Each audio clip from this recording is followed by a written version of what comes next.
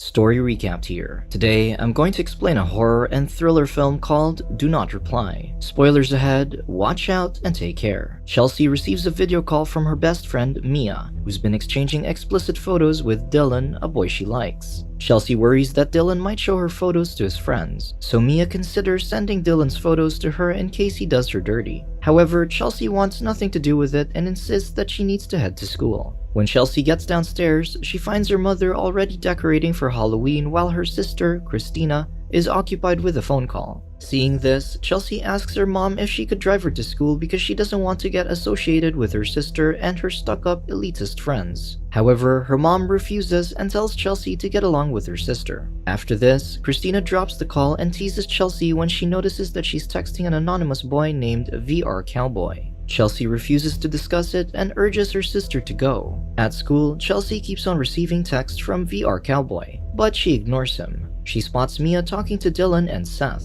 and after they leave, Mia reveals that Dylan invited them to his house tonight. Despite Chelsea's hesitation, Mia asks her to keep Seth occupied while she and Dylan get busy. Although she hates the idea, Chelsea goes with Mia that evening. Mia ditches her for Dylan, leaving her in the living room with Seth. Once they're alone, Seth suddenly kisses her and places her hand on his crotch, but she quickly pulls away. The next day at school, Chelsea tells Mia that she ran home because of Seth's advances. Suddenly, Dylan shows up and starts making out with Mia, which leaves Chelsea no choice but to reply to VR Cowboy. VR Cowboy introduces himself as Brad and starts to flirt with her. However, the security guard appears and confiscates her phone. After school, Chelsea's mom picks her up and reprimands her for getting into trouble again. She punishes her by taking away her phone for a month. Because of this, Chelsea relentlessly tries to keep herself entertained without a phone at home. Fortunately, Mia visits her and hands her a spare phone. However, she discovers that Mia only did this because she used her as an alibi to go and see Dylan. This angers Chelsea, claiming that Mia now only cares about Dylan. Offended, Mia leaves. Chelsea logs into her account and continues her conversation with Brad. She rambles about how her life sucks and she has no one to talk to.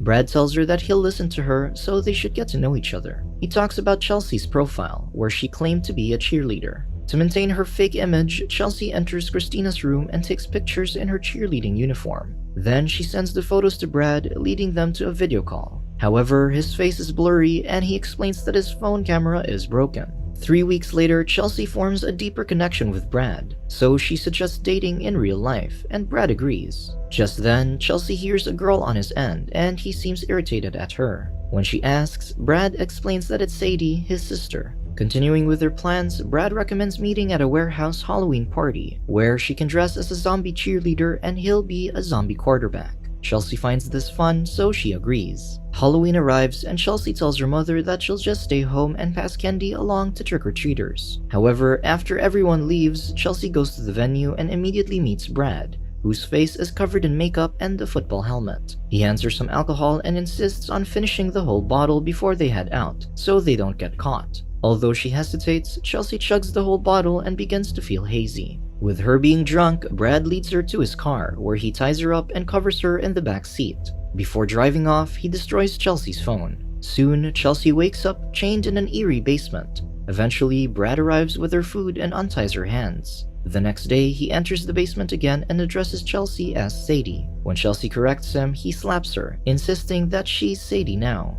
Before leaving, he flips her plate over and the food splatters on the ground. Chelsea is too stunned to speak, so she keeps quiet until Brad leaves. Later, she finds comfort in the presence of a rat that eats her spilled food. When the rat leaves, Chelsea cries because it was the only thing that made her feel less alone. Later, Brad teases her with some water and she immediately drinks it. She assumes that he'll feed her too, but Brad asks her what her name is before giving the food. Sarcastically, Chelsea replies that she's Sadie. Brad is displeased with her attitude, so he drops the food in the dirt, which Chelsea eats anyway. As Brad leaves, he spots rat dung around, so Chelsea later wakes up to a rat trap capturing the rodent. She mourns for the creature as it dies, along with her hope.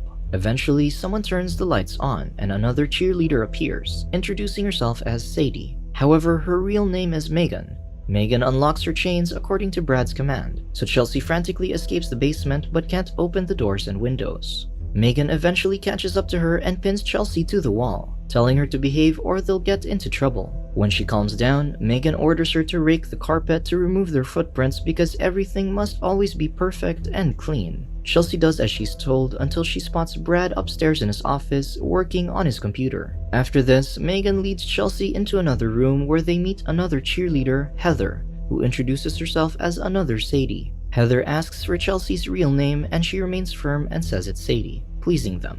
Afterward, Heather leaves to bake a cake for Brad. With that, Megan commands Chelsea to strip down and clean herself up. When Chelsea asks for some privacy, she gets mad and forces her to get in the tub. After cleaning her up, Megan informs her that her hair needs to be bleached according to Brad's preference. During this, Brad puts on a headgear filled with cameras and starts waving around a knife as if stabbing someone with it. After getting her hair bleached, Chelsea hears crying and finds an injured Tina in the room opposite hers. Chelsea tries to help her, but she suddenly accuses her of backstabbing her. Meanwhile, Brad leaves his office and gets a piercing headache, leading him to recall the real Sadie, who showed him her body while laughing at him. After snapping out of it, he goes to the kitchen and finds Heather baking a cake. He creeps up behind her and begins to touch her, asking if that's what she wants. With no choice, Heather says yes and he slams her head on the table. Shortly after, Heather goes to Chelsea's room, now with a bruise on her cheek. She helps her prepare for dinner, but Chelsea freaks out about how Tina needs a doctor. However, Heather insists that Brad would never take her to a hospital, so they have to nurse her back to health themselves. This angers Chelsea, asking if they've ever tried to get out, but Heather warns her that she already saw what happens if they try. Instead, Heather helps Chelsea put on makeup and tells her that they'll be able to have outside time. True enough, Brad allows Chelsea to have outside time, but this is only through a VR headpiece to give her the illusion of the outside world. Brad then ends their outside time and tells them to go to dinner. Before they do, Heather whispers to Chelsea that she should save some food for Tina because the leftovers are all she gets to eat.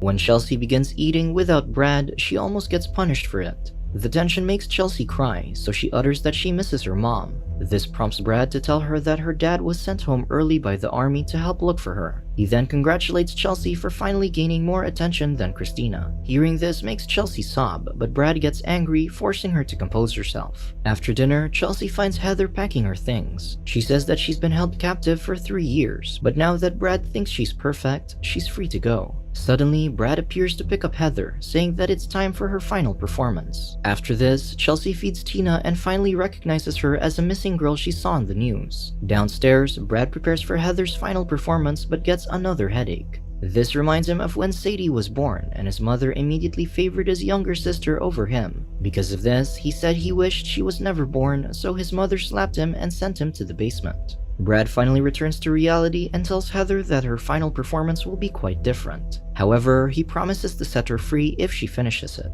They enter the basement and Heather warms up while Brad puts on the VR headpiece he made. When he tells Heather to start performing a cheer dance, she stops upon finding Brad holding a knife. Frightened, she tries to escape, but he cuts her in the arm. Heather argues that Brad thought she was perfect, and he agrees, but that was also why his mother always hated him. Because of this, Heather screams at him, saying she's not his sister. However, Brad gets mad and stabs her in the stomach. Still, Heather tries to fight back, but Brad overpowers her. She tries to escape again, but Brad corners her and stabs her again, saying that she always tried to hurt him. Finally, he cuts her throat and says that he'll watch her die over and over. After this, Brad goes to Chelsea's room and finds her sleeping. He hovers his hand over her body but can't bring himself to touch her. Instead, he places his head on Chelsea's chest and cries, waking her up. Chelsea freezes in fear as he stays over her, but he suddenly hears Sadie's voice in his head, so he leaves. Chelsea then covers herself with a blanket and shivers in terror. The following day, Megan talks to Chelsea through a hole in the wall between the rooms. Chelsea realizes that she has Stockholm Syndrome as Megan tells her to stay away from Brad because he's hers. Although Brad beats her sometimes, she still loves him nonetheless. At breakfast, Chelsea purposely uses all the ketchup. Brad gets mad at this, so he takes her food and tells her not to eat.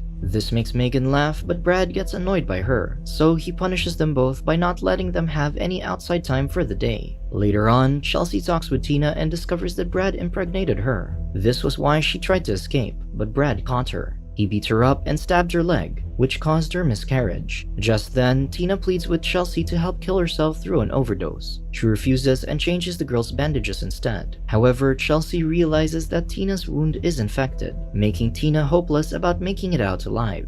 Finally, Chelsea agrees to help her in exchange for information on how to escape. Later that day, Chelsea cleans the living room and finds a picture of the real Sadie. However, Brad suddenly snatches it and warns her never to touch it again. After this, Chelsea goes back to her room. Suddenly, Tina calls her and says that Brad is mowing the backyard, so she should get the pills from his nightstand. Since their doors are locked, Tina instructs Chelsea on how to open them. When she succeeds, she immediately leaves and heads to Brad's room. There, Chelsea finds the pills along with Heather's necklace. Just then, she remembers to rake the carpet to remove her footprints. Finally, Chelsea reaches Tina's room but stops to go to Brad's office to ask for help through the internet. This proves useless and she can't get through without a password. Chelsea quickly leaves and tries to return while erasing her footprints on the carpet. Meanwhile, Brad finishes mowing and enters through the front door. Upstairs, Chelsea accidentally spills the pills on the floor, so she frantically picks them up and returns to Tina's room. However, Brad hears when she puts the lock back on, so he opens the door while Chelsea hides in their shared bathroom.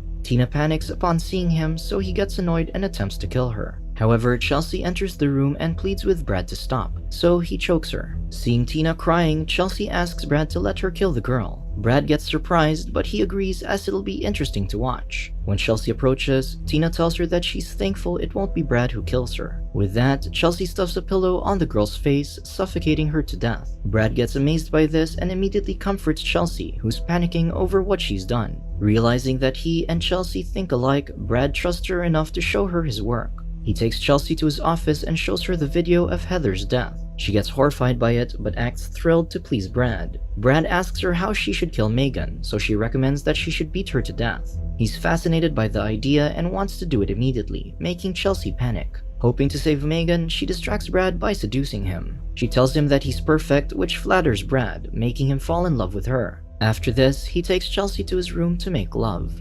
Afterward, he escorts her back to her room to let her sleep. Finally alone, Chelsea breaks down and cries herself to sleep.